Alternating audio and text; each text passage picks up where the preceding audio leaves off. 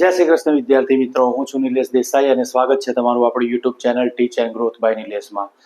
આગળ બે ભાગ જોયા પછી આજે બહુપદીનો છેલ્લા 3 આઈએમપી એક્ઝામ્પલ સોલ્વ કરીશું અને એના પછી જઈશું ચેપ્ટર 5 સમાંતર શ્રેણી.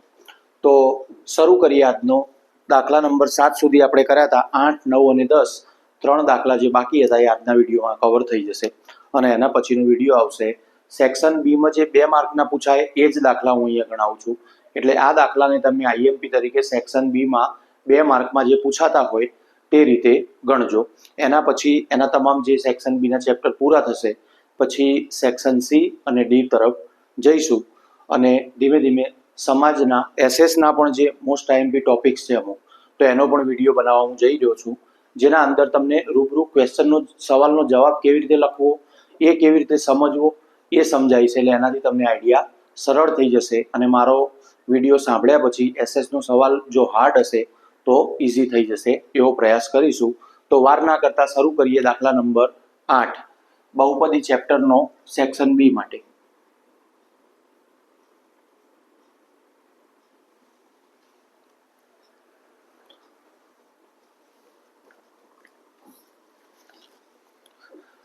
રકમ લખી લઈએ. સૌ પ્રથમ ચકાસો કે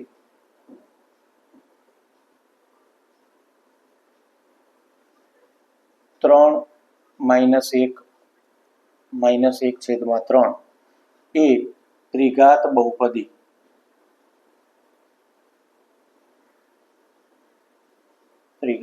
બહુપદી px બરાબર 3x નો ઘન માઇનસ 5x નો વર્ગ માઇનસ 11x માઇનસ 3 ના શૂન્યો છે.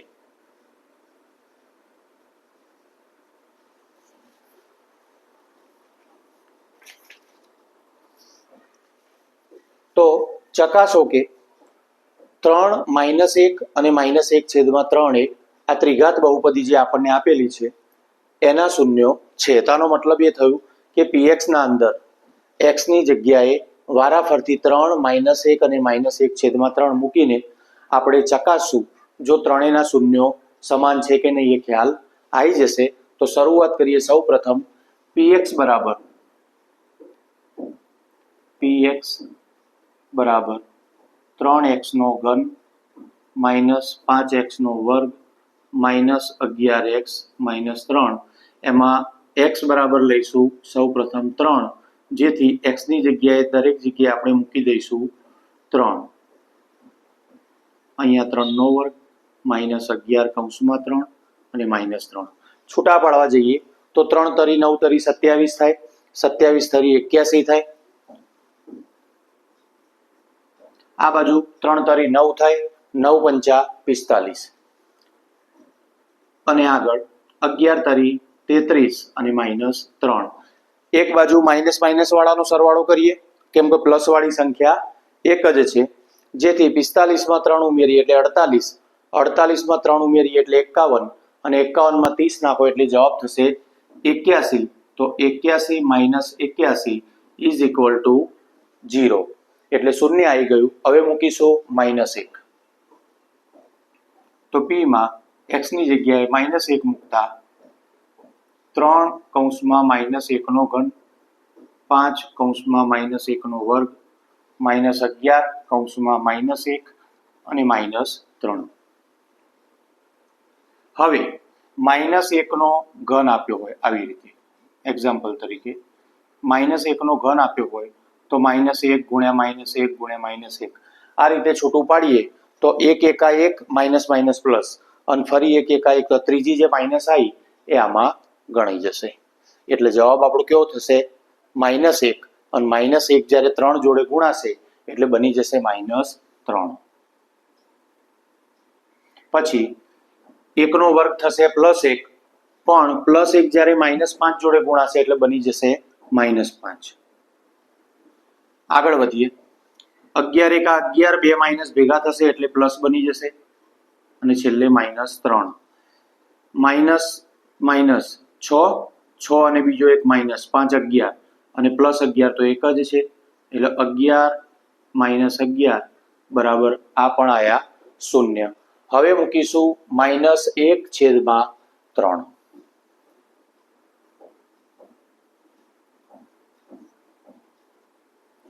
3 કૌંસમાં -1/3 નો ઘન, 5 કૌંસમાં -1/3 નો વર્ગ, -11/-1/3 અને -3. તો જે આપણું px વાળું જે સમીકરણ હતું એના અંદર આપણે દરેક જગ્યાએ -1/3 x ની જગ્યાએ મૂકી દીધો. હવે આને છૂટા પાડીએ તો છૂટા પાડશો તો 1/3 ઉડે એ રીતે ગણો તો અહીંયા શું થાય, તો આ જે ઉડશે ને આ 3 ઉડે એટલે અહીંયા બની જાય સ્ક્વેર, અને આ 3 એમનો એમ રહેશે. 3 નો વર્ગ કેટલો થશે? 9. કદાચ આપણે એ રીતે ગણીએ કે અહીંયા આનો 3 નો ઘન કરીએ, 3 × 3 = 9 × 27, અને 27 ને 3 વડે ભાગીશું તો પણ 9 જવાબ જ આવશે, અને ડાયરેક્ટ આપણે એક ઘાત ઓછી કરી દીધી આ 3 ને ઉડાડીને. હવે આ બાજુ આવીએ -5. હવે આને શું કરીશું તો જુઓ, વર્ગ એટલે 3 તરી 9, 5 કૌંસમાં 1/9, પછી આગળ -11 કૌંસમાં 1/9 અને -3. હવે દેખો જે આ કેલ્ક્યુલેશન સોલ્વ થઈ ગયું આપણી પાસે. 5 હતા, આનો વર્ગ કર્યો એટલે 1/9 આવ્યા, આ માઇનસ હતા એટલે માઇનસ જ રહ્યા. હવે આગળ જોઈશું તો શું કરીએ, તો દરેકને હવે જે આ 5 હશે અંશમાં આના જોડે ગુણાશે, 11 આના જોડે ગુણાશે, 1/9, 5/9, 11/3 અને -3. હવે દેખો આપણે દરેક રીતે સેટ કરી દીધા. બસ ખાલી એક જોવાનું રહ્યું, આ બે માઇનસ ભેગી થશે એટલે અહીં બની જાય પ્લસ. તો 1/9 - 5/9 પ્લસ 11/3 -3. હવે આનો લસા લઈએ તો દરેક જગ્યાએ દેખો કે 9 9 બંને સરખા, અને આ બાજુ 9 ખૂટે, અહીંયા 3 વડે ગુણવું પડે તો ઉપર 3 વડે, અને અહીંયા નીચે 9 વડે ગુણીએ તો ઉપર 9 વડે. એ રીતે ગુણીશું એટલે બની જશે આપણો જવાબ. તો જ્યાં 9 હોય ત્યાં કોઈ વસ્તુ કરવાની જરૂર નથી, કેમ કે 1 - 5 પ્લસ નીચે 9 લાવવા માટે ઉપર ગુણ્યા 3 કર્યા તો 11 તરી 33, અને અહીંયા નીચે 9 વડે ગુણ્યા તો ઉપર 9 વડે ગુણ્યા તો 3 × 9 = 27. છેદમાં બની ગયા 9. 27 અને 5 32 થાય, અને 33 અને 1 34.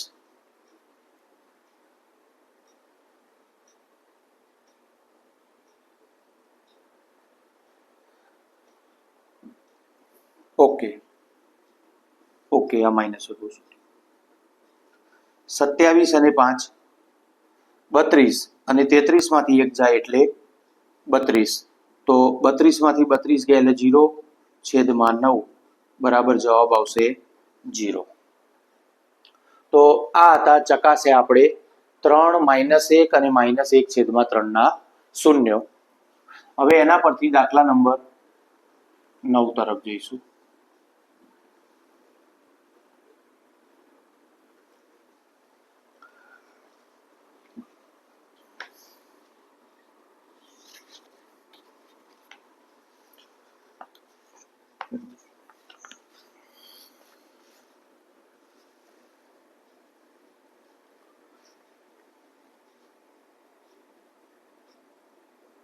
નીચે દર્શાવેલ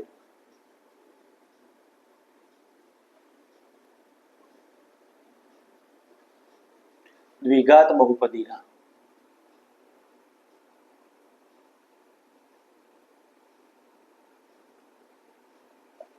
શૂન્યો શોધો.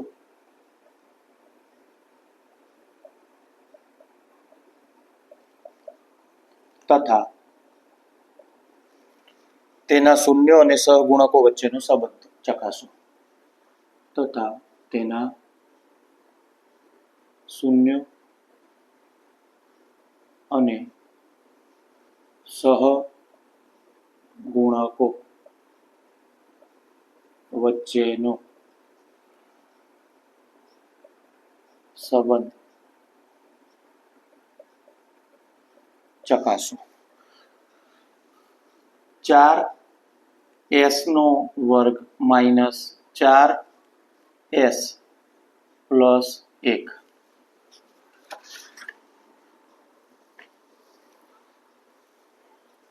તો શરૂ કરીએ નવો દાખલો. નીચે દર્શાવેલ દ્વિઘાત બહુપદીના શૂન્યો શોધો તથા તેના શૂન્યો અને સહગુણકો વચ્ચેનો સંબંધ ચકાસો. તો એમાં એક સમીકરણ 4s નો વર્ગ માઇનસ 4s પ્લસ 1 આપણને આપેલું હોય. આને છૂટું પાડીએ તો દેખો પહેલો અને અચળ પદ આ બંને 4 એકા 4 થાય. 4 નો એવો ભાગ પાડો કે -4 જવાબ આવે. તો 2 દુ 4 -2 એ રીતે આપણે છૂટું પાડીશું. તો સૌ પ્રથમ તેને છૂટું પાડતા 4s નો વર્ગ -2s પ્લસ 1. સૌ પ્રથમ આ બેમાંથી આ બંનેમાંથી સામાન્ય લઈશું. તો 2s સામાન્ય લેતા અહીંયા વધ્યું 2, અહીંયા વધ્યું s અને માઇનસ અહીંયા વધ્યું 1. હવે આમાં વચ્ચે માઇનસ મૂકવાનું હોવાથી -1 સામાન્ય લઈએ, જેથી આ જે આના વચ્ચે પ્લસની જગ્યાએ જશે માઇનસ. તો આ રીતે જે કૌંસ સરખો બંને વાર આવ્યો હોય એ એક વાર લખવાનો, બીજો કૌંસ જે 12 બનાવ્યો હોય સામાન્ય લઈને એ લખવાનો. એટલે 2s - 1 અને 2s - 1. આ રીતે બે સમીકરણ આપણને મળ્યા. હવે 4s નો વર્ગ માઇનસ 4s પ્લસ 1 ના શૂન્યો લેતા કઈ રીતે બનશે?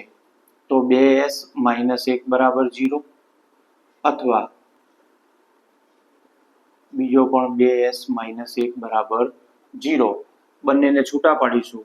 2s - 1 બરાબર 0 અથવા 2s - 1 બરાબર 0.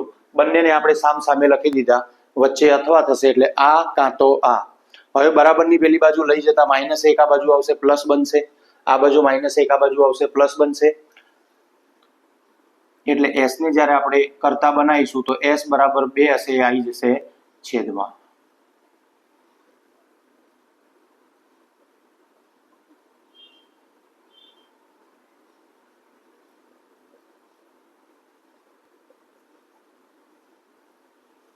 તો આ બંને શૂન્યો આપણને મળ્યા 1/2 અને 1/2.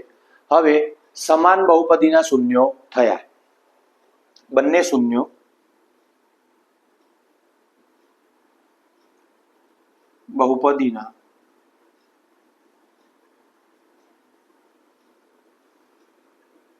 બહુપદીના બંને શૂન્યો સમાન થયા. સમાન થવાથી હવે લઈશું આપણે સરવાળો, શૂન્યનો સરવાળો અને શૂન્યનો ગુણાકાર. તો સૌ પ્રથમ શૂન્યનો સરવાળો બરાબર 1/2 વત્તા 1/2. જવાબ થશે 1. પણ એને 1 લાવવા માટે 12 કૌંસ, અહીંયા -4 અને છેદમાં 4 મૂકીશું, જેથી 1 નું બેલેન્સ જળવાઈ રહે. એ આપણા દ્વિઘાત બહુપદીના માટે આ લખવામાં આવ્યું છે. અને જેને કારણે હવે સહગુણકો લખવાના થશે. તો સહગુણક જુઓ તમે, -4 કોનો સહગુણક? s નો. અને +4 કોનો સહગુણક? +4 s ના વર્ગનો સહગુણક. તો -4 થશે માઇનસ કૌંસમાં s નો સગુ એટલે સહગુણક અને છેદમાં 4 થશે s ના વર્ગનો સગુ એટલે કે સહગુણક, જે ઉપરથી આપણે શૂન્યનો ગુણાકાર લઈશું.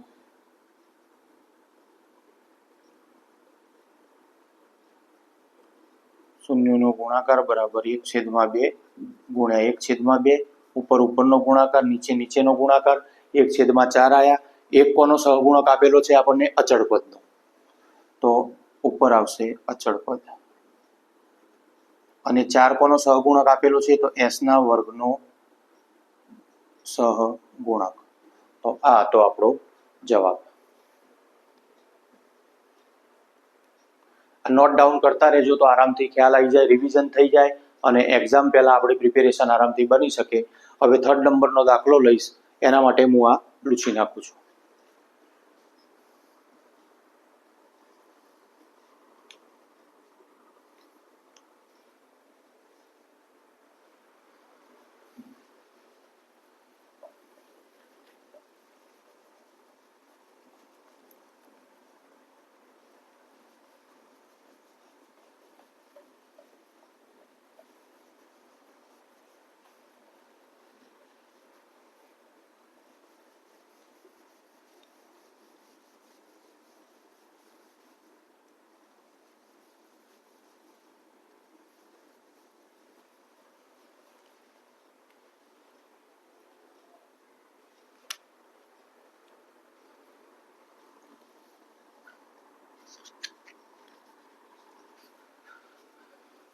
દસમા નંબરના દાખલાની રકમ લખીશું. જો આલ્ફા અને બીટા એ બહુપદી px બરાબર 3x નો વર્ગ માઇનસ 14x પ્લસ 15 ના શૂન્ય હોય તો આલ્ફાનો વર્ગ પ્લસ બીટાનો વર્ગનું મૂલ્ય શોધો.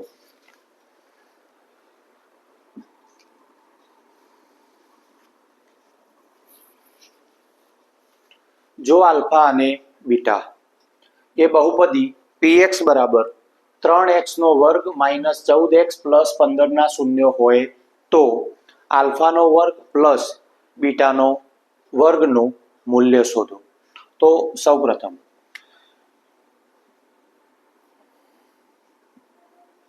px બરાબર 3x નો વર્ગ માઇનસ 14x પ્લસ 15 ના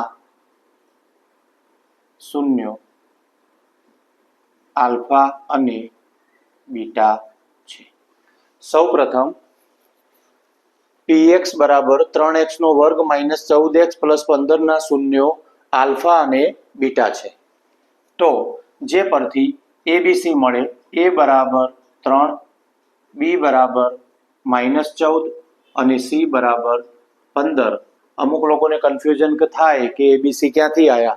તો x ના વર્ગનો સહગુણકને a કહેવાનો 3, x ના વર્ગનો સહગુણક માઇનસ 14 ને b કહેવાનો અને અચળ પદને c કહેવાનો એટલે 15.